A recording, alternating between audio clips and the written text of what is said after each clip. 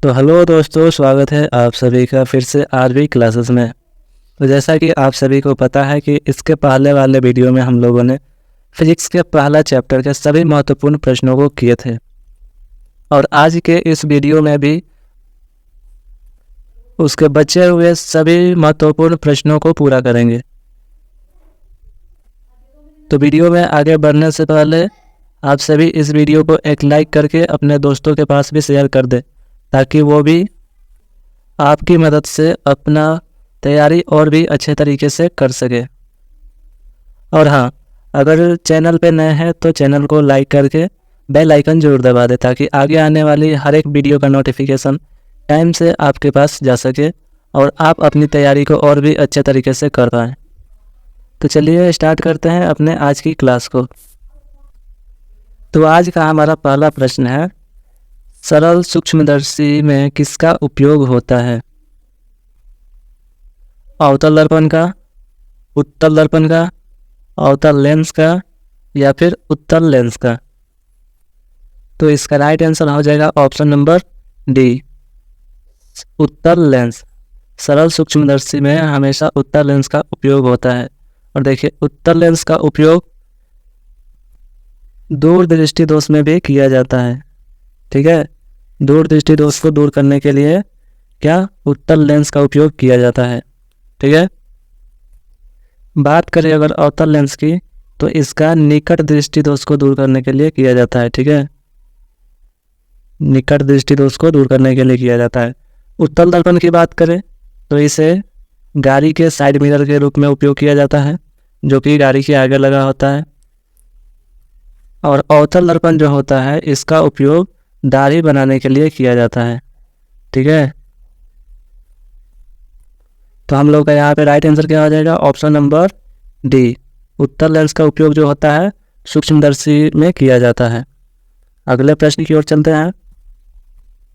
अगला प्रश्न बोल रहा है, सर्च लाइट का परावर्तक सतह होता है उत्तल, अवतल, समतल या इनमें से कोई नहीं? तो हम लोग का यहाँ पे राइट आंसर हो जाएगा option number B, search light में जो है अवतल परावर्तक सतह का ही यूज किया जाता है। ठीक है, आगे बढ़ते हैं।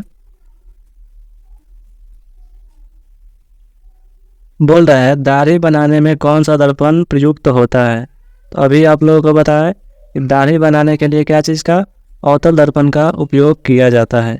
उत्तल दर्पण का उपयोग कहाँ होता है? तो साइड मिरर के रूप में, जो कि गाड़ी में उपयोग होता है। ठीक है, अगला प्रश्न देखते हैं। बोल रहा है, प्रकाश की किरणों का पथ दर्शाने वाले चित्रों को कहा जाता है किरण आरेख, फोकस, किरण पुंज या इनमें से सभी? तो देखिए, पूछ क्या रहा है, प्रकाश की किरणों का पथ दर्शाने वाला चित्र पूछ रहा है। तो पथ क्या होता है? पथ जो होता है एक प्रकार का आरेख होता है। ठीक है, एक प्रकार का क्या होता है? आरेख होता है। और ये पूछ रहा है किसके बारे में? किरणों के। तो हम लोग का राइट आंसर क्या हो जाएगा? ऑप्शन नंबर ए, किरण आरेख जो होगा इसका राइट आंसर होगा। किरणों के पथ दर्शाने वाले चित्रों को किरण आरेख कहा जाता है। बढ़ते हैं आगे। बोल रहा है, अवतल लेंस का आवर्धन m बराबर होता है u बाई वी के, u गुने वी के, u प्लस वी के या v माइनस यू के? तो देखिए, आवर्धन सूत्र जो होता है m equal to v by two होता है। ठीक है, ये आवर्धन सूत्र हमेशा याद रखिएगा, इस पे न्यूमेरिकल प्रश्न पूछा जाता है। तो यहाँ पे हम लोग का राइट आंसर क्या हो जाएगा? Option number D, v by u. ठीक है, अवतल लेंस का आवर्धन m जो बराबर होगा u बाई वी के। आगे बढ़ते हैं। बोल रहा है, किसी गोलीय दर्पण तथा किसी पतले गोलीय लेंस दोनों की फोकस दूरियां यदि -15 सेंटीमीटर है तो दर्पण तथा लेंस संभवतः है दोनों अवतल होंगे या दोनों उत्तल होंगे, या दर्पण अवतल तथा लेंस उत्तल, या फिर दर्पण उत्तल तथा लेंस अवतल? बताइए इनमें से क्या होगा? तो देखिए, जब भी फोकस दूरी अगर समान दिया होता है तो वहाँ पे अवतल लेंस और अवतल दर्पण के ही बारे में बात होता है, इसलिए हम लोगों का राइट आंसर क्या हो जाएगा? ऑप्शन नंबर ए, दोनों अवतल होंगे। क्या? दर्पण भी अवतल होगा और लेंस भी अवतल होगा। ठीक है, आगे बढ़ता है। पूछ रहा है परावर्तन के नियम से निर्धारित होता है आपतन कोण बराबर परावर्तन कोण, परावर्तन कोण बराबर अपवर्तन कोण, या आपतन कोण बराबर विचलन कोण, या इनमें से कोई नहीं। तो हम लोगों का यहाँ पे राइट आंसर हो जाएगा ऑप्शन नंबर ए। परावर्तन के नियम जो है आपतन कोण बराबर परावर्तन कोण को निर्धारित करता है, जिसमें आपतन कोण जो होता है परावर्तन कोण के बराबर होता है, या परावर्तन कोण जो होता है आपतन कोण के बराबर होता है। बात अगर परावर्तन के नियम की हो रही है तो देखिए यहाँ पे एक क्वेश्चन और भी पूछता है, जिससे पूछता है कि परावर्तन के कितने नियम होते हैं। तो देखिए बात अगर परावर्तन के नियम की हो या अपवर्तन के नियम की, ठीक है, अपवर्तन के नियम की बात अगर हो तो इन दोनों का नियम दो ही होता है। ठीक है, यह हमेशा याद रखिएगा। ये प्रश्न जो है कई बार पूछा गया है और बार बार इसे पूछा भी जाता है। तो आगे बढ़ता है। अगला प्रश्न है काल्पनिक प्रतिबिंब होता है सीधा, उल्टा, दोनों, या इनमें से कोई नहीं। देखिए काल्पनिक प्रतिबिंब जो होता है हमेशा सीधा होता है। ठीक है, बात अगर वास्तविक प्रतिबिंब की करें तो वो उल्टा होता है। ठीक है, हम लोग का यहाँ पे राइट आंसर हो जाएगा ऑप्शन नंबर ए, काल्पनिक प्रतिबिंब जो होता है सीधा होता है। अगला प्रश्न देखते हैं। बोल रहा है 2 डायोप्टर क्षमता वाले लेंस का फोकसांतर होता है 20 सेंटीमीटर, 30 सेंटीमीटर, 40 सेंटीमीटर, या 50 सेंटीमीटर। तो हम लोगों का यहाँ पे राइट आंसर हो जाएगा ऑप्शन नंबर डी, 50 सेंटीमीटर। आगे बढ़ता है। बोल रहा है गोलीय दर्पण में फोकसांतर एवं वक्रता त्रिज्या के बीच संबंध है R = 2F, F = R, F = 2/R, या R = F/2। तो देखिए त्रिज्या और फोकसांतर का सूत्र जो होता है F = R/2 होता है। ठीक है, F = R/2। इसको अगर हम लोग चाहें तो R = 2F भी लिख सकते हैं, क्योंकि ये दो जो इधर भाग में है इधर आकर क्या हो जाएगा? गुना में लग जाएगा। ठीक है, इसलिए हम लोग का यहाँ पे राइट आंसर क्या हो जाएगा? Option number A, R = 2F। ठीक है, बढ़ते हैं आगे। बोल रहा है उत्तल लेंस में जब बिंब F और 2F के बीच रखा जाता है तब बना प्रतिबिंब होता है बड़ा और वास्तविक, छोटा और वास्तविक, छोटा और काल्पनिक, या बड़ा और काल्पनिक। तो हम लोगों का यहाँ पे राइट आंसर हो जाएगा ऑप्शन नंबर ए, जो प्रतिबिंब बनेगा बड़ा बनेगा और वास्तविक भी बनेगा। आगे बढ़ता है। बोल रहा है प्रकाश के अपवर्तन के कितने नियम होते हैं। तो अभी कुछ देर पहले आप लोगों को बताए थे, बताइए 1, 2, 3 या फिर 4। तो देखिए पूछे अगर प्रकाश के बारे में अपवर्तन या परावर्तन, ठीक है, परावर्तन, ये दोनों का नियम कितना होता है? तो 2 होता है, इसलिए हम लोग का राइट आंसर क्या हो जाएगा? Option number B. आगे बढ़ता है। अवतल लेंस के मुख्य फोकस पर रखे बिंब का प्रतिबिंब की स्थिति होती है फोकस एवं वक्रता केंद्र के बीच, प्रकाशिक केंद्र और फोकस के बीच, ध्रुव एवं वक्रता केंद्र के बीच, या इनमें से कोई नहीं। हम लोगों का राइट आंसर हो जाएगा ऑप्शन नंबर बी, प्रकाशिक केंद्र और फोकस के बीच। आगे बढ़ते हैं। उत्तल लेंस में बना प्रतिबिंब जो होता है कैसा होता है? बराबर और सीधा, वास्तविक और उल्टा, वास्तविक और सीधा, या इनमें से कोई नहीं। तो देखिए उत्तल लेंस के द्वारा जो प्रतिबिंब बनता है वो हमेशा वास्तविक होता है, और जो वास्तविक होता है वो क्या होता है? उल्टा ही होता है। ठीक है, इसलिए हम लोग का राइट आंसर हो जाएगा ऑप्शन नंबर बी। आगे बढ़ते हैं। दो वक्रीय पृष्ठों से घिरे ठोस माध्यम को कहते हैं गोलीय दर्पण, त्रिज्या, गोलीय लेंस या समतल दर्पण। तो इसका राइट आंसर हो जाएगा ऑप्शन नंबर सी, गोलीय लेंस। आगे बढ़ते हैं। बोल रहा है किसी लेंस द्वारा उत्पन्न आवर्धन का एसआई मात्रक क्या होता है? मीटर, सेंटीमीटर, मिलीमीटर या मात्रक विहीन। मात्रक विहीन का मतलब होता है कि कोई मात्रक नहीं होता।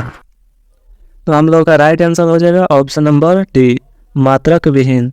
आवर्धन का जो है, आवर्धन का कोई मात्रक नहीं होता है, क्योंकि ये खुद एक प्रकार का माप होता है। ठीक है, आगे बढ़ता है।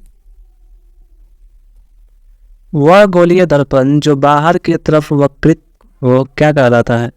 अवतल दर्पण, समतल दर्पण, उत्तल दर्पण या इनमें से कोई नहीं। तो बोल क्या रहा है, कौन सा गोलीय दर्पण है जो बाहर की तरफ वक्रित है? देखिए, वक्रित का मतलब होता है फैलना। ठीक है, फैलना या फिर फूलना। ठीक है, फैलना या फूलना। तो देखिए, उत्तल दर्पण जो होता है वो कुछ इस प्रकार का होता है जो कि बाहर की तरफ फैला हुआ होता है। बात करें अगर अवतल दर्पण की, तो वो कुछ इस प्रकार होता है जो कि उसका किनारा तो होता है फैला हुआ, लेकिन बीच में वो चपटा होता है। ठीक है, इसलिए हम लोगों का राइट आंसर क्या हो जाएगा? ऑप्शन नंबर सी, उत्तल दर्पण। ठीक है, आगे बढ़ते हैं। बोल रहा है लेंस के केंद्रीय बिंदु को कहते हैं, बताइए लेंस के केंद्रीय बिंदु को क्या कहते हैं? वक्रता केंद्र, अल्प प्रकाशिक केंद्र, द्वारक केंद्र या अक्ष केंद्र। मान लीजिए ये कोई लेंस है जिसका क्या बोला है? केंद्रीय बिंदु, यानी कि बीच का जो बिंदु है इसको क्या कहा जाता है? तो इसका राइट आंसर हो जाएगा ऑप्शन नंबर बी, प्रकाशिक केंद्र। लेंस का जो केंद्रीय बिंदु होता है उसको प्रकाशित केंद्र कहा जाता है। ठीक है, आगे बढ़ते हैं। अगला प्रश्न है, अवतल दर्पण के ध्रुव और मुख्य फोकस के बीच रखे बिंब का प्रतिबिंब की प्रकृति होती है आभासी तथा उल्टा, आभासी एवं सीधा, फोकस दूरी का उत्तल लेंस, काल्पनिक एवं सीधी या इनमें से सभी। तो हम लोग का यहाँ पे राइट आंसर हो जाएगा ऑप्शन नंबर बी, आभासी एवं सीधी, जो कि 5 सेंटीमीटर फोकस दूरी का उत्तल लेंस होता है। ठीक है, आगे बढ़ते हैं। बोल रहा है किसी शब्दकोश में पाए गए छोटे अक्षरों को पढ़ते समय आप निम्न में से कौन सा लेंस पसंद करेंगे? 50 सेंटीमीटर फोकस दूरी का अवतल लेंस, 50 सेंटीमीटर फोकस दूरी का उत्तल लेंस, 5 सेंटीमीटर फोकस दूरी का अवतल लेंस या फिर 5 सेंटीमीटर फोकस दूरी का उत्तल लेंस। तो देखिए, पढ़ाई करने वाला जो चश्मा होता है, यानी कि हम लोगों का लेंस जो होता है वो 5 सेंटीमीटर फोकस दूरी का उत्तल लेंस होता है। इसलिए हम लोग का राइट आंसर क्या हो जाएगा? Option number D, 5 centimetre focus दूरी का उत्तल लेंस। आगे बढ़ते हैं। दंत विशेषज्ञ मरीजों के दांतों का बड़ा प्रतिबिंब देखने के लिए किस दर्पण का उपयोग करते हैं? अवतल दर्पण, समतल दर्पण, उत्तल दर्पण या फिर सभी का? तो देखिए, डॉक्टरों द्वारा जो दर्पण उपयोग होता है हम लोग के इलाज में वो अवतल दर्पण होता है। ठीक है, इसलिए हम लोग का राइट आंसर क्या हो जाएगा? ऑप्शन नंबर ए, अवतल दर्पण। आगे बढ़ते हैं। गोलीय दर्पण का वक्रता केंद्र को किस अक्ष से निरूपित किया जाता है? सी से, पी से, ओ से या फिर एफ से? तो आप सभी को पता होना चाहिए, एफ से क्या इंडिकेट करता है? फोकस दूरी। पी से क्या? पावर।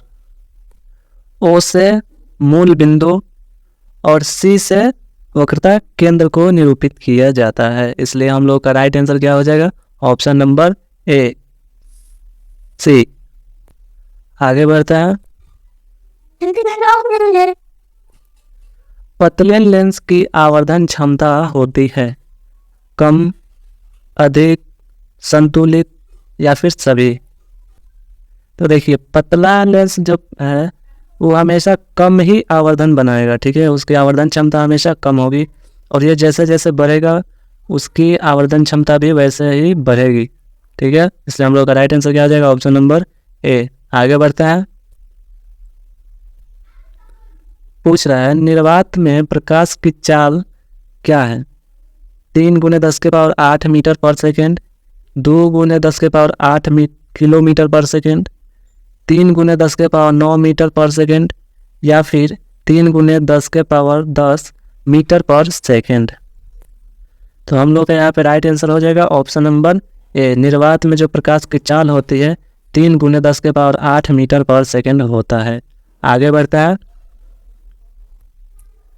मोटे लेंस की आवर्धन क्षमता होती है, अभी बताए हैं।